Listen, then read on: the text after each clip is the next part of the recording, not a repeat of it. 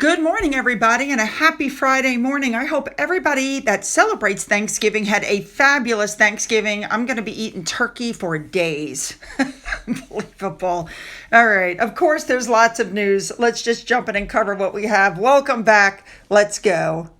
We're going to start off with something that was put up on Twitter. You guys remember when Harry and Meghan wanted to monetize the royal family with Sussex Royal and the Queen said no? And you remember Meghan clapped back, the government doesn't own the word royal. Remember that?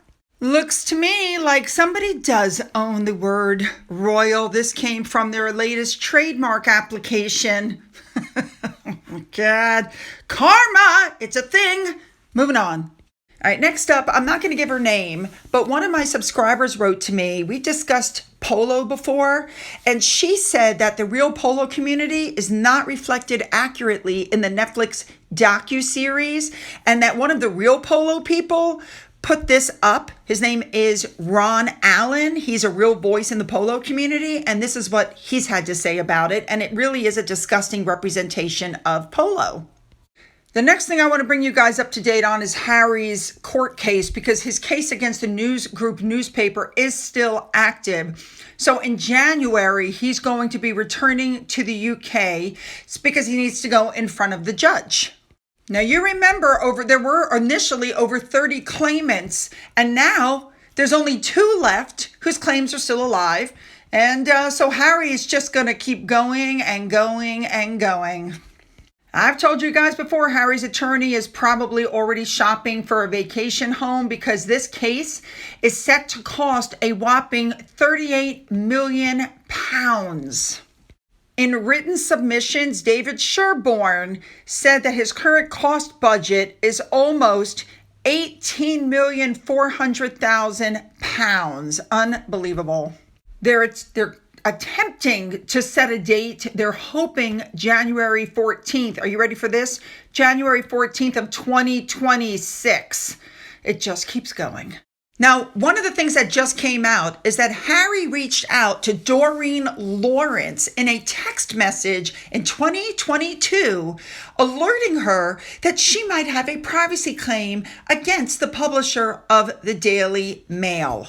The High Court found out that Harry texted her to tell her that information had come to light that she would want to know about. And that message became the catalyst for her joining the case, with Harry and Sir Elton John in suing the newspaper. However, that very important text has either been lost or deleted. It was just a few days after that she met with David Sherborne, who's Harry's attorney, and was told she was a target by private investigators working for the Mail who monitored her phone, bills, bank accounts, and private communication for several years. And it was then that she joined the litigation. Now, this was when Gavin Burrows, supposedly an investigator, confessed to carrying out these criminal activities. You should know that Mr. Burrows has denied being asked by the Daily Mail or the Mail on Sunday to carry out this unlawful activity. This is absolutely ridiculous. I think Harry just wanted more people in to give him more credibility. All right, let's move on. All right, this next one I just had to touch on because of course, Harry and Meghan are trying to rewrite history.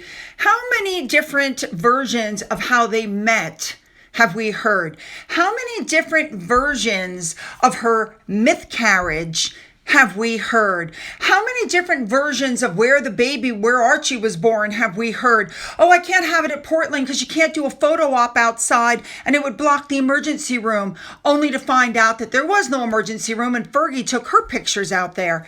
But the latest one that's come out is really irritating. It's that Harry said he had no idea that Queen Elizabeth was dying and it's the palace's fault. That's why he didn't go visit her. Lie. This really upsets me because it's common knowledge that the Queen asked them to stop in and visit. They were staying at Frogmore Cottage and they said no. After One Young World, they were spotted getting on a train to go back to London so they could stay. They were at Manchester Piccadilly Station before they returned to Frogmore Cottage in Windsor. They had a stopover there before they went off to Germany. They could have stopped in and seen the Queen. They decided not to. And let's remember very well when they did the Oprah show that, Meghan said, oh yeah, I just pick up the phone and call the queen, like they had a direct line to her. So they tried to make it sound now like they were being kept in the dark. They were not being kept in the dark. What a joke. All right, let's move on now. All right, here we go. It's being said that Harry and Meghan are battling it out because they both have things to do on the 4th of December. She, of course, is going to try to outdo him. He, of course, is going to try to outdo her. And they're claiming that the reason that they're doing this is because somebody must stay home with the children at all times. When the hell did that become a priority? There's a lot going on in December between the Sussexes and the Royals, okay? First of all, on the 3rd, we know that documentary is supposed to come out that we know is going to be a nothing burger. Now, of course, initially, we had all heard that this documentary was supposed to be about Meghan and things in her past, etc., etc. Then they put out a tweet. They were holding it back for more information and more investigation, and then they were checking it legally, and now it's turned into something completely different. This is why I'm saying this whole thing now, these articles they're putting out about this is going to, embarrass Meghan. This is just them trying to get people to tune in because now it's become something that's not really interesting. So now let's split up what's going on December 4th. Harry is going to join Andrew Ross Sorkin for a conversation at the New York Times Dealbook Conference on the 4th in New York City. So he's going back to New York. This article, believe it or not, is claiming that Harry is following Meghan. Again, it's the PR fight. He's following Meghan because in November of 2021, Meghan was interviewed by Sorkin as part of the New York Times Dealbook Online Summit. That's the guy on the right, where she joined a conversation about minding the gap, about how women can reach economic and professional parity. Well, in her case, she did it because she married Prince Harry. And this woman who hated the UK, by the way, was wearing a poppy. But during the conversation was when Meghan was calling paid leave a humanitarian issue and how I always stood up for what was right when I was younger. She talked about her Procter & Gamble letter. She talked about making scrunchies. A lot of self-promotion. But just remember, on that same day from the 3rd through the 4th, the King and Queen are having a state visit in the UK. That's going to be great. So remember, on the 4th, Harry will be in New York at the New York Times Dealbook Summit, okay? And immediately they start putting out information about the main stage interviews. And they have all these people listed: Sam Altman, Jeff Bezos, Bill Clinton, Serena Williams. Harry did not make the top of the list to get people to want to come and watch, if that makes sense what I'm trying to say. They used other people's names. Again, this is going to take place at the Lincoln Center. The live journalism event will be hosted by Andrew Ross Sorkin, Times columnist and Dealbook founder and editor-at-large, and will have lots of discussions on the most important stories across business, politics, and culture. Now, do you guys remember I told you that it's always the same people, the same group, and the same circles? Do you see the second name down, Jeff Bezos? Well, Bezos all the way on the right with his fiance, where Harry got the Legends of Aviation Award. Do you guys remember that one? I wonder how they find these people, because they claim that they're bringing together a collection of the most consequential leaders at the intersection of business, policy, and culture. I don't get that. See the second name, the CEO of Google?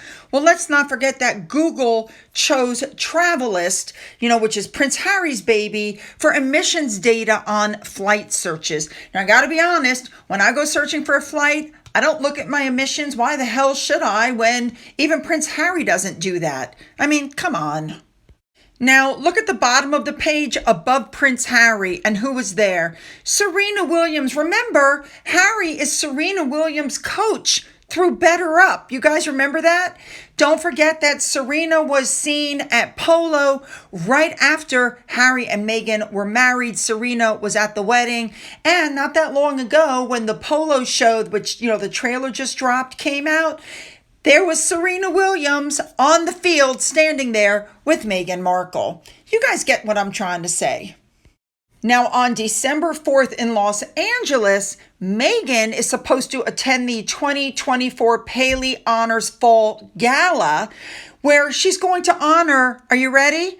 Tyler Perry. Oh, with the Paley Honors Award, which is the Paley Center for Media's highest honor.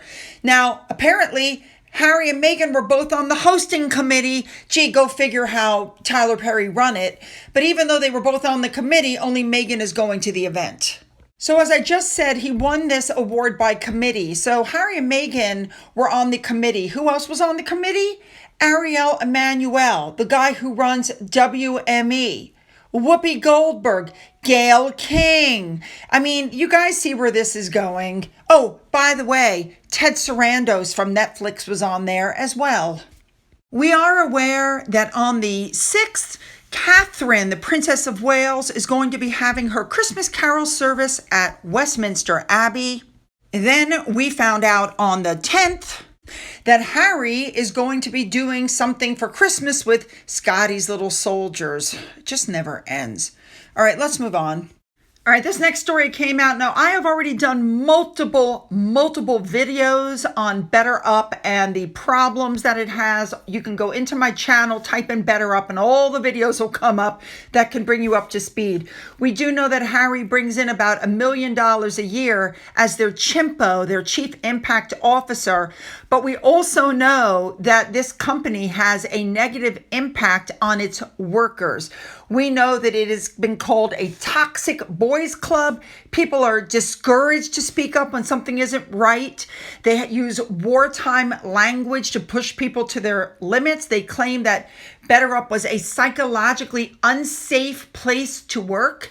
People are uncomfortable living in fear. It's keep your head down, do your work, don't get on someone's bad side sort of mentality. It's not going over well. The firm has a 2.4 out of 5 rating on Trustpilot as a place to work.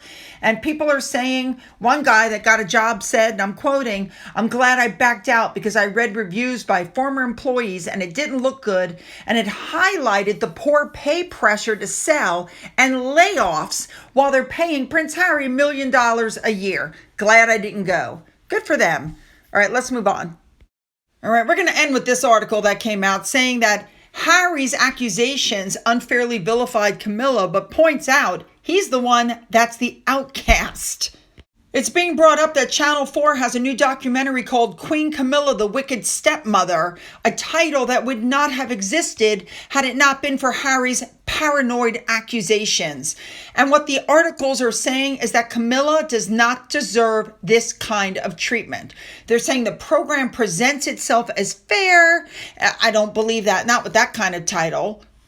I mean, this basically it's a pro-Meghan, anti-royal family thing, because what they talk about in here is that Prince Harry saying his family failed to protect him from the wife's press intrusion, and it takes up Harry's cause. And, you know, they go on to say that the negative press against Meghan has continued, and that what they're suggesting is that Camilla had in fact briefed the press against Meghan. I mean, on and on and on it goes. But I have to tell you, the article points out that to view Camilla as this wicked stepmother who broke up an idyllic fairy tale marriage is ridiculous.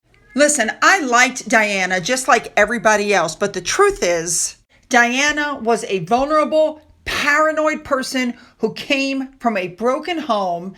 Charles had never settled into a stable relationship with a woman until he had met her. And then, of course, it just didn't work out. Camilla was his soulmate, and I think she's done a great job. I think still she's doing a great job. People need to lay off her already. I know this is a longer video, but, we didn't put one out on Thursday. So leave your comments, make them good. Don't forget to hit the like and the subscribe button and the bell for all notifications. And then go down into the description box where you'll find the link to the next video. Let's go.